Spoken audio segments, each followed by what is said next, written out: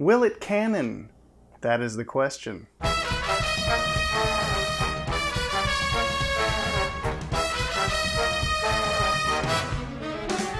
Hello, Watchtower Database, and welcome back to another episode of this show we do from time to time about whether or not a piece of superhero media falls in line with Bruce Timm's DC animated universe. It's called Will It Canon? God damn it, I tried so hard to say it right. Today, we're going to be discussing a topic that's been heavily debated in the DC animated fan community for a long time. That's right, we're talking about the 2003 Cartoon Network series Teen Titans. Back in July of 2000. Nope.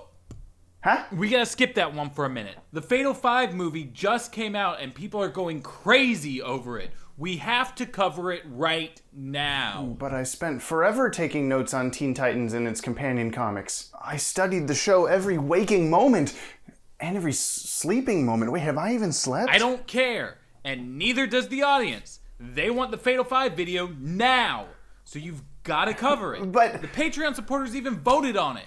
Fine. Let me see if I can find anything about whether or not this new movie is canon.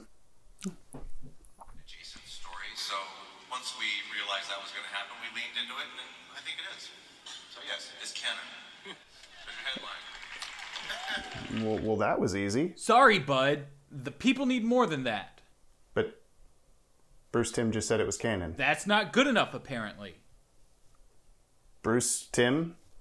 The man who co-created Batman the Animated Series, the man who composed the visual style of this entire animated universe, the man who creatively guided the DC Comics world of characters for a generation and beyond, says the movie is part of his universe, and that's not good enough. Correct.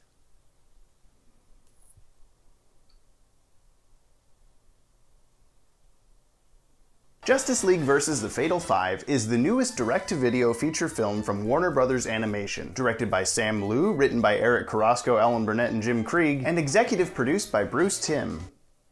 When the movie was first announced back in July of 2018 at the San Diego Comic-Con, it was done so alongside several other upcoming animated DC properties, which made things unclear in terms of whether or not Fatal 5 would be part of the DC animated movie universe, DCAMU, DCAMU, a standalone film, or something else entirely. Once temporary poster art was revealed for the movie, it honestly just made things more confusing, reusing assets from the Justice League Crisis on Two Earths movie, which we analyzed in our previous episode. But by the time we got a peek at actual footage, it became clearer and clearer that this would be a return to the DC animated universe, or at the very least, a return to the distinctive art style of Bruce Timm. Now, look, we live in a world where other non-DCAU movies exist that have been presented in this same style. Superman Doomsday used the same design elements but restructured every character, recast every voice, and told a story that definitively did not work in the animated universe, despite being the first home release in the line of DC Universe animated original movies, very shortly after the DCAU's original run ended. Superman Brainiac Attacks reused character and prop models from Superman the Animated Series, as well as many of the voice actors, but was an out-of-continuity family tie-in to Superman Returns. Justice League Crisis on Two Earths started out as a DCAU project, but was retooled just enough to stand on its own, while still retaining much of its original DCAU DNA. And Justice League Gods and Monsters reworked Timm's art style into an Elseworlds-type reimagining of the DC Universe, while mirroring the DCAU enough to raise the eyebrows of attentive fans. But imagine if we lived in a world where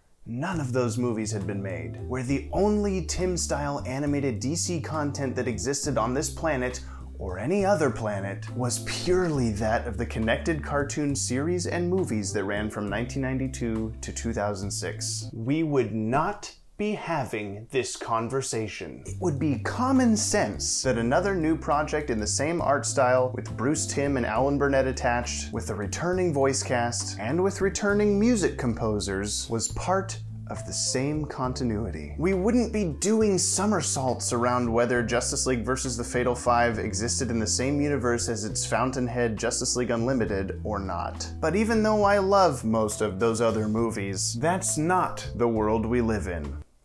So strap in. Now, I do want to preface this evaluation real quick. When we analyzed Brainiac Attacks, it had been 12 years since that movie came out. For Crisis on Two Earths, it had been 8 years. But for this movie, for Fatal 5, It's been roughly 2 weeks. There are bound to be more and more bits of information, producer comments, additional content of various kinds that could add or take away from today's discussion. But the fact of the matter is, the movie is fresh. It's happening. It's now. And as the premiere or only YouTube channel dedicated to this universe, we have to talk about it, so we'll use whatever we can to do so. And to be honest, canonicity is such a hot button topic these days that the creative team has already provided us with a truckload of information to go off of.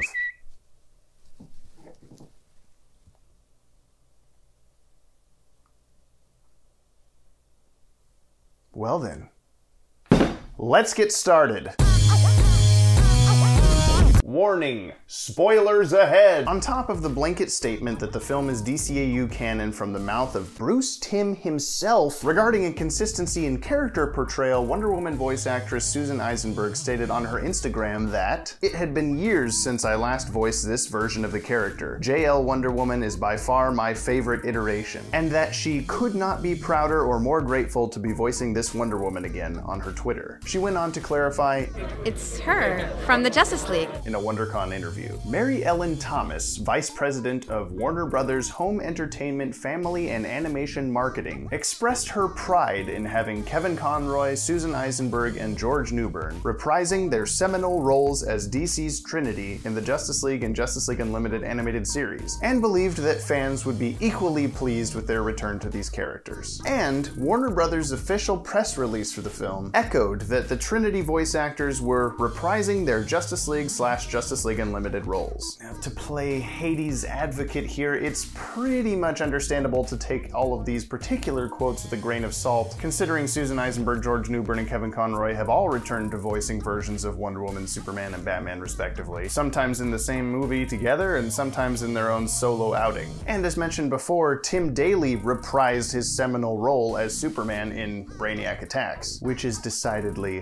not canon. In the weeks leading up to the film's debut, director Sam Liu and his team were noticeably hesitant to give an answer to any continuity or canonicity related question that wafted their way. When asked if he was directing an upcoming DCAU movie, Liu responded, "Yes, sorta, you're gonna get me in trouble." And when he was misquoted as saying it was in the DCAU, he replied, "Just to be clear, I never said anything definitively." Tiptoeing around the subject is understandable. You don't want to tell a Star Wars fan, for instance, that the newest piece of the franchise is canon to the larger universe unless you are absolutely sure that was the intention. Because for whatever reason, canonicity means a lot to us folks on the geek nerd gamut. Star Wars in particular has a long history of decanonizing and recanonizing characters and stories, making it extremely difficult for fans to know what's what, or in the case of the most dedicated fans, to maintain their attachment to the franchise. Therefore, Sam Liu writes that the internet can discuss and make its own conclusions. And that's just what we're here to do. We, the internet people. However, when the film premiered at WonderCon, followed by the official digital release the next day, things changed. Those associated with the project became much less reluctant to discuss the subject of canonicity. That weekend, Warner Brothers' official tweet announcing the release of the movie began with the assertion, "Justice League is back." Not the Justice League, Justice League. Like the name of the show, or the live-action movie. George Newbern, Superman, responded to whether he believed the film to be in the DCAU with, I do. And even Sam Liu referred to Fatal 5 as a JL continuity movie. "There are many factors even for Bruce," Liu stated shortly afterward on Twitter. "What it comes down to is, when Bruce is attached and it is in his style, he makes the big picture calls. It isn't for me to say officially whether a movie is or isn't in his continuity." It's canon. It's canon. It's canon. Watching interviews with Bruce Timm, you can tell the guy is fed up with the "is it canon" question. He gets it wherever he goes, and he just wants to tell a frickin' Batman story every once in a while. Whenever Bruce is forced to answer a question of this nature about any of his DCAU-style projects, it's more or less always the same kind of answer. To him it is, or he considers it to be. Case in point, a WonderCon interviewer managed to snag, If you ask me, I would say yes it is. I consider it to be in continuity. "Now here's the thing. thing. Even though Sam Liu, Fatal Five's director, pointed to Bruce Timm as the final word on canonicity. To play Etrigan's advocate again, there have been times when even Bruce himself has admitted to not being bulletproof in this arena. After the release of Batman and Harley Quinn in 2017, Bruce Timm told comicbook.com that, "I'm not actually in control of what's in continuity and what isn't, because there's been several other classic Batman animated style movies that I didn't have anything to do with, so technically they're canon even though I didn't have anything to do with them." Referring to, it seems, the likes of Batman and Mr. Freeze Sub-Zero and Batman Mystery the Batwoman, neither of which had Timm on the creative team, other than, well, a special thanks on Batwoman, and of course utilizing his character designs from the DCAU cartoons. There are a couple different interpretations of this statement. On one hand, we can almost now question the canonicity of Sub-Zero and Batwoman, which to my knowledge have never or rarely been questioned as part of the greater DCAU, as they debuted during the universe's original television run and often played on plot threads from the animated series. Well, okay, I do remember people questioning Mystery of the Batwoman at the time, but it seems to be widely accepted as canon nowadays. Oh, I can't wait to live in the future where the same goes for Justice League vs. the Fatal Five and Batman and Harley Quinn, but that future is probably always 50 years from now.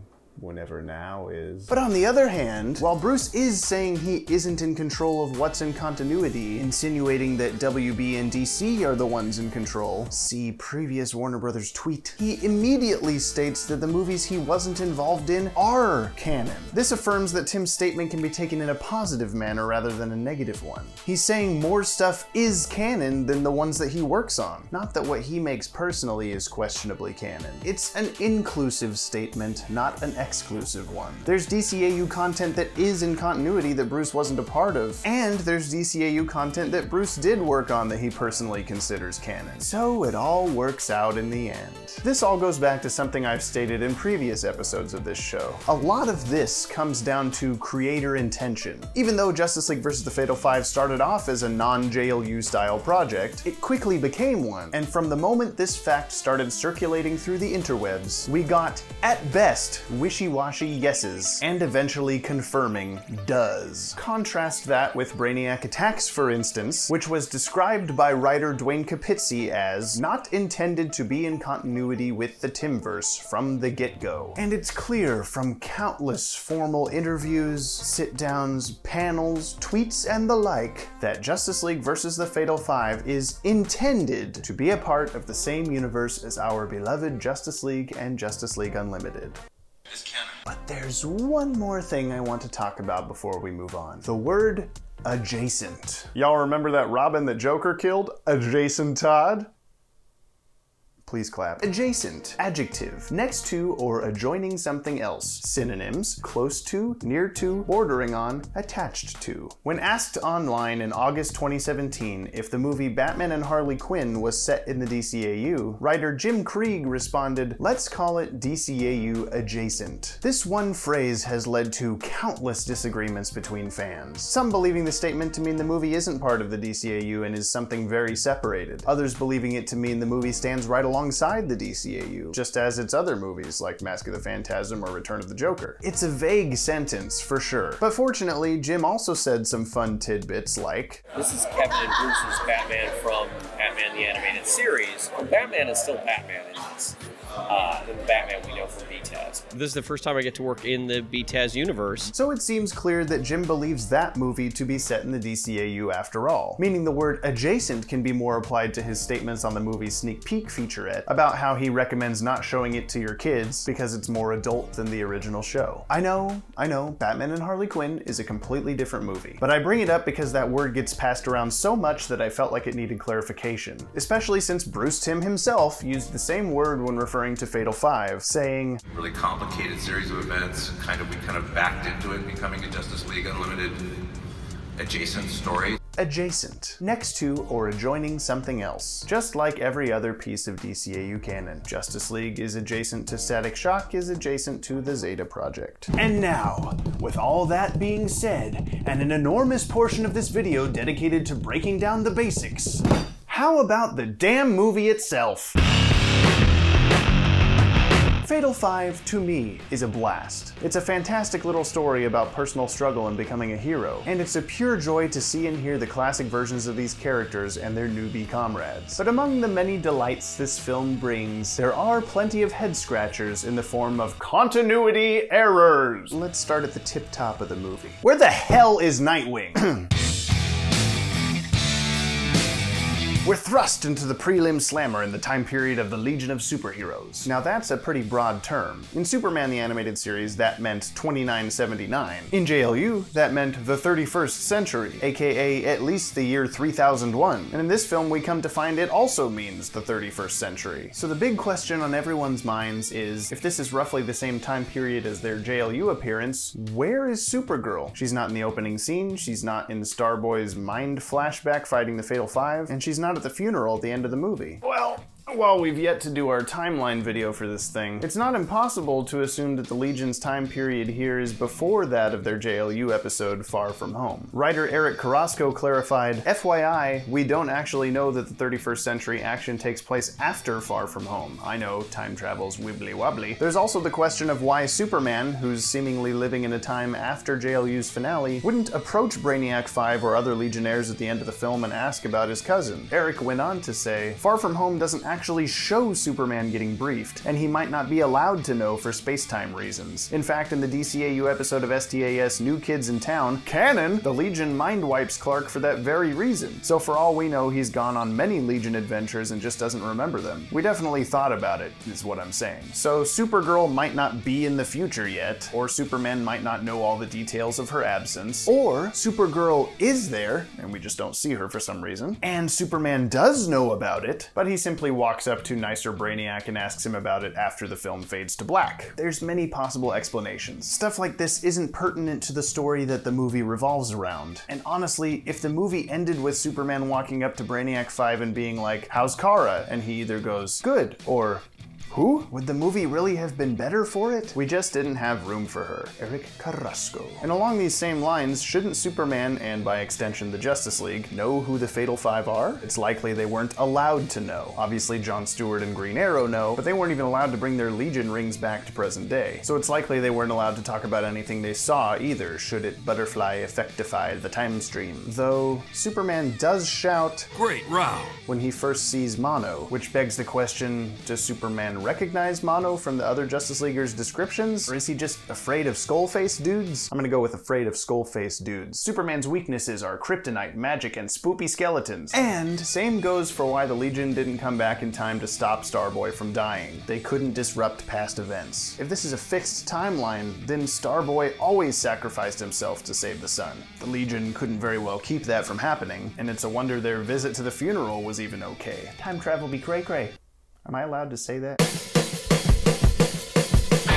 The appearance of Miss Martian in this movie is understandably confusing. A good portion of Justice League was devoted to shoving in our face that J'onn J'onzz was the last of his kind, the only survivor of Mars' extinction at the hands of the Imperium, the singular being known as the Imperium who leads an army of white squishy aliens, to be clear. So then, how is there another Martian? We're never given an explanation for her existence in the movie, not one casual drop of J'onn's name, unless you count the incorrect subtitles, and she doesn't even glance at his statue in the Legion Museum. Now, we're likely to do an entire video on Miss Martian, so I won't get too deep into the discussion, but there are a couple of possibilities. Miss Martian, historically, in the comics, the Supergirl show, and Young Justice, is a white Martian. White Martians are, in most DC fiction, another race that inhabited Mars and waged a centuries-long war with their green counterparts, leading to the eventual extreme downsizing, or in some cases extinction, of the Green Martians, which resulted in J'onn J'onzz having a very similar origin story to his DCAU self. McGann was a white Martian who absconded from her malevolent race to masquerade as a Green, until inevitably being exposed as her true self one way or another. However, attempting to apply the same history to the character in the DCAU?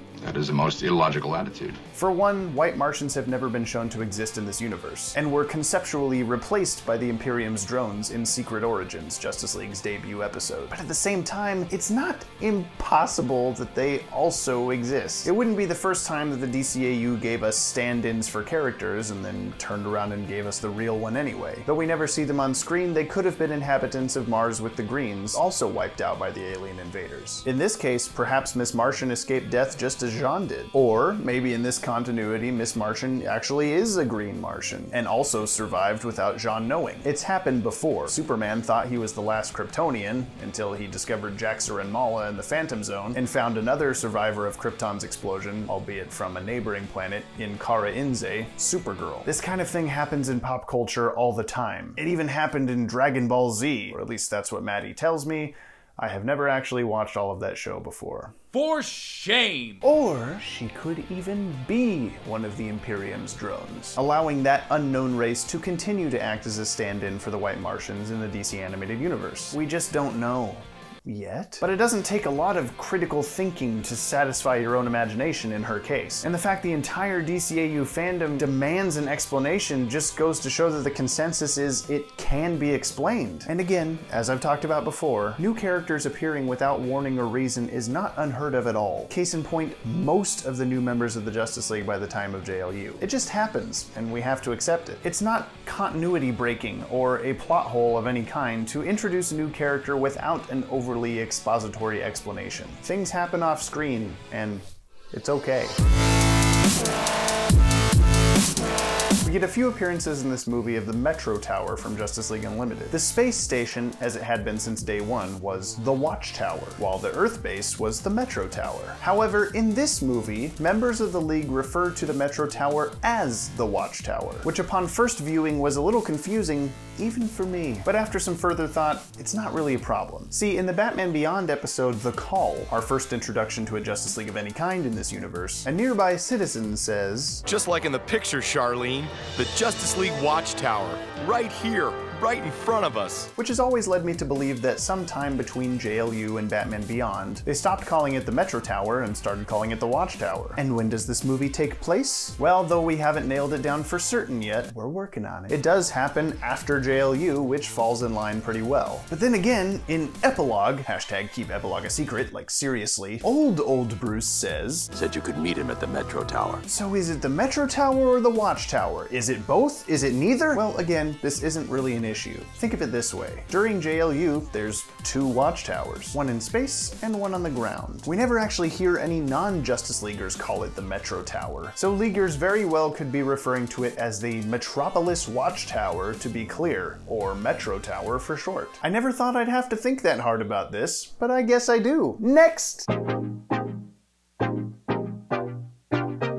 True care, truth brings. Before we get to our last, biggest continuity kerfuffle, I want to cover some little things sprinkled throughout this movie that make me do this. What happened to the Emerald Empress's British accent? Not canon! I'd hardly call capturing a Green Lantern a failure. We can stop our enemies before they even start. Characters change voice actors all the time in the DCAU. Hell, even Mr. Terrific has a new voice actor this movie. Harley and Ivy in the last movie, the entire Fatal Five in this movie, even Superman changed voices like a dozen times. It happens. Why can Mono use only one Bernie hand in this movie? He could use both in JLU. Not canon. We don't know what happened between that episode and this movie, whichever direction that goes. Persuader's axe could also shoot bolts of energy in that episode. Writers can omit stuff if it better suits their particular story. Superman can survive in space? He always needed a spacesuit. Not canon. Yeah, he did always need one in the shows. I mean, except that one time when he burst out of the Watchtower to stop the big gun from going off, which he didn't really do a good job of. That was a pretty time-sensitive emergency, not really conducive to, hang on, let me put on this clunky spacesuit real quick. And when a big old eyeball is headed to destroy the sun, it seems like an emergency to me, bro. Superman can't make it to the sun that fast. Not canon! In Justice League's Eclipsed, it took the combined speeds of the Flash and Green Lantern's powering treadmill to allow Flash to reach the sun and toss in their Rammstein-Heisenberg machine to stop the Ophidians from doing a very similar bad sun thing. Superman himself even says, "Even I can't fly that fast." But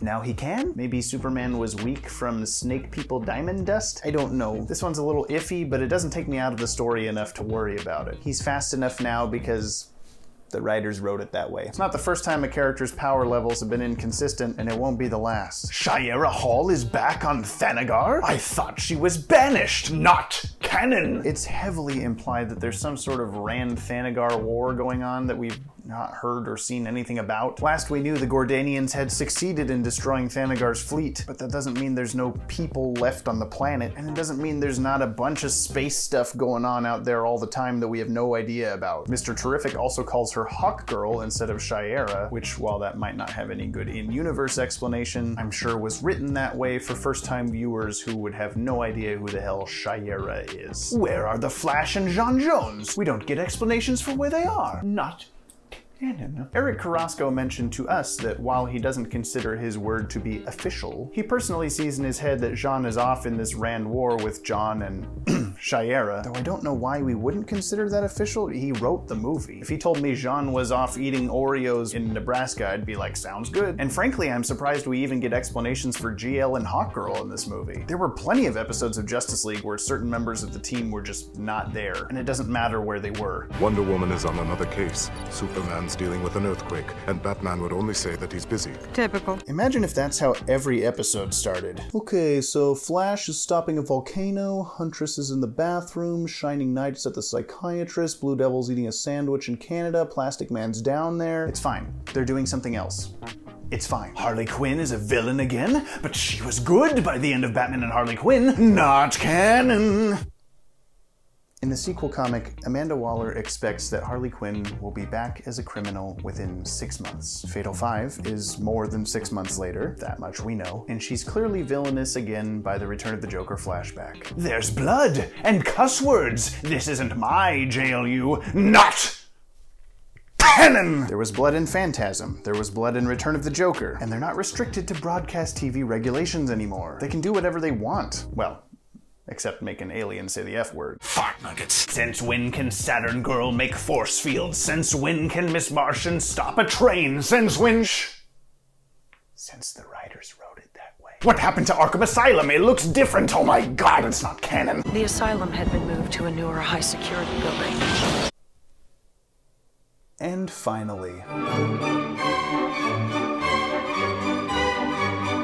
this is the big one. Extremely dangerous. Keep out of reach of children. For the sake of time, and because we're probably going to do a whole video on this subject, I'm gonna try to keep my thoughts brief. Like that'll work. When Superman the Animated Series was on the air, all we had so far in terms of superheroic knowledge of this universe was A, Batman existed, and B, Superman existed. Sure, there were guest stars from time to time, like Zatanna or Etrigan or the Creeper, Jack Ryder, but there was no great expansive lore just yet, until the Superman cartoon started introducing characters like the New Gods or Aquaman, Dr. Fate, and eventually the Green Lantern Corps. Young Daily Planet artist Kyle Rayner became the Green Lantern of Sector 2814, and in one episode, STAS opened up the DC animated universe tremendously. We meet the Guardians of the Universe, we see Oa, we see several other Green Lanterns from other sectors, and as far as we knew at the moment, Kyle Rayner was the first Green Lantern from Earth. However, by the time Justice League aired, Kyle had been replaced by John Stewart, another Earthman Green Lantern, who, as you know if you've watched our Vanishing Point episode on the subject, was a Lantern for years before that Kyle Rayner episode. Eventually, we all came to accept John Stewart as we grew with his character, and as we came to know more about the Green Lantern Corps through JL and JLU. So when we have a scene like this, where it's revealed that Hal Jordan and Guy Gardner also exist, it's certainly immediately jarring, but it isn't universe-breaking. We were previously led to believe that Hal Jordan's cameo in the JLU episode The Once and Future Thing was due to temporal shifts from a different timeline. And while that may or may not have been the writers' thinking at the time, after Fatal 5 we can now infer that perhaps he is actually from the same DCAU timeline as John Stewart. John himself was out in space with the Honor Guard for over a decade, according to Dwayne McDuffie, during the entirety or most of Superman and Batman's pre-Justice League tenure, which is why they never would have heard of the Green Lanterns until Kyle Rayner's origin story. The point is, as with Miss Martian, there are things we simply don't know about this universe until we do. Hal and Guy could have been Green Lanterns at the same time as John, but off in space somewhere. Remember, there's a bunch of space stuff going on all the time out there that we have no clue about. Or after John, or who knows? But we know they did exist at some point, and according to the Legion's computer voice inside Starboy's Starbrain, they were all members of the Justice League. Kyle's costume being different here is also pretty much a non-issue. issue. Characters change costumes all the time. Kyle wore a typical Green Lantern uniform in STAS, but had his own unique costume by JLU's The Return. We can easily assume he switched it to this 90s comic book looking one sometime after that. This ain't no Batsuit conundrum, that's for sure. Same with the look of the planet Oa or the Central Power Battery. They looked like this in Justice League, and now they look like this. And I'm sure the way the planet looked in the cartoons is not the same way it looked billions of years ago when the Guardians first settled there. So what about old Arcus Chummock here? Is he not supposed to be dead? Looks pretty dang dead to me. But then again, referring to Bruce Timm's old quote about a character not really being dead unless we see them cremated, although this is pretty close, there are a number of ways he could be back. It could be a Red Skull situation where it looks like he died but he was just sent to a different place. It could be a Superman Hereafter situation where it looks like he died but he was just sent to a different time. Or, and this is a bit of a stretch, it could even be that this isn't Arcus Chummock, but another Lantern of his same species like Barir Watt, who may have taken over for Arcus after he indeed died. I mean, we don't see Gallius Zed in this scene, so I'll assume he's for reals, he's dead too. I miss that little dodgeball. Oh, and Kilowog? You say him being based off the Green Lantern the Animated Series model is a big issue? Is it a big issue that the Joker changed designs multiple times? Is it a big issue that Swamp Thing looks different than he did in his cameos? No, it's not. It's an artistic choice, just like cheekbones, just like batsuits. Sure, they could have easily used the correct model from Justice League, but they didn't. So now, Kilowog looked like this in Superman, and this in Justice League, and now he looks like this.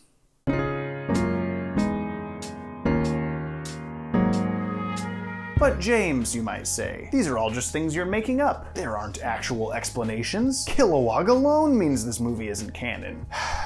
Well, while I do my best to base my inferences off of things we do know to be true in official canon, I fully understand that stuff like Arcus Chummock got sent to a different place, or Miss Martian is a Secret Origins alien, is certainly headcanon. Stuff I'm making up that fills in the blanks to the best of my ability. But the thing is, we're given matter-of-fact word that Justice League vs. the Fatal Five is canon to the DCAU, and so discrepancies found within it have to have creative explanations to explain them as decently as possible. I am by no means the final word with Purd on this stuff, but I can at least assure you that nothing in this movie is impossible to fit into the greater universe. I keep coming back to this, and I'll come back to it until I die, but when Brainiac Attacks was created, it wasn't meant to be part of the DCAU. There were no restrictions. They could do basically whatever they wanted with continuity. They were making their own new stories set in its own new canon. Fatal Five, however, is supposed to be a continuation of JLU, a continuation of the DC animated universe. So anything weird that pops up has to be taken as, well, that was interesting, and we move on with our lives. It may sound like I'm sweeping stuff under the rug that I would have concentrated harder on in the past. And there's a lot of guesswork that goes into this kind of thing, yes. But that's kind of the beauty of new canon material. The more I think about it, the more I like that we have new information about this universe. And to be honest, it's a lot more fun to see something questionable and think,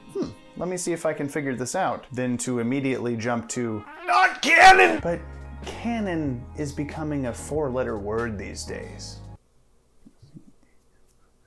Oh, you know what I mean. Like I said earlier, it's clear that Bruce Timm is exhausted on the subject. No one else wants to answer the question unless they have a definitive answer for it. And as Eric Carrasco put it, I'm really glad Bruce cleared it up because I'd love for people to feel free to enjoy it or hate it without the distraction of the canon question. And that's what it really comes down to. At the Watchtower database, we do our best to approach these subjects with as little personal investment as possible, except that damn yellow batsuit. I, for one, love this movie, but my positive or negative feelings on it do not affect its official inclusion in the DC animated universe. The story is what's important. The characters, the events, the emotions, the investment you as the viewer experience because of a good story. Whether or not something is canon is not nearly as important. Before the movie even came out, that's all everyone cared about. Is it canon to the DCAU? Well, the answer is a resounding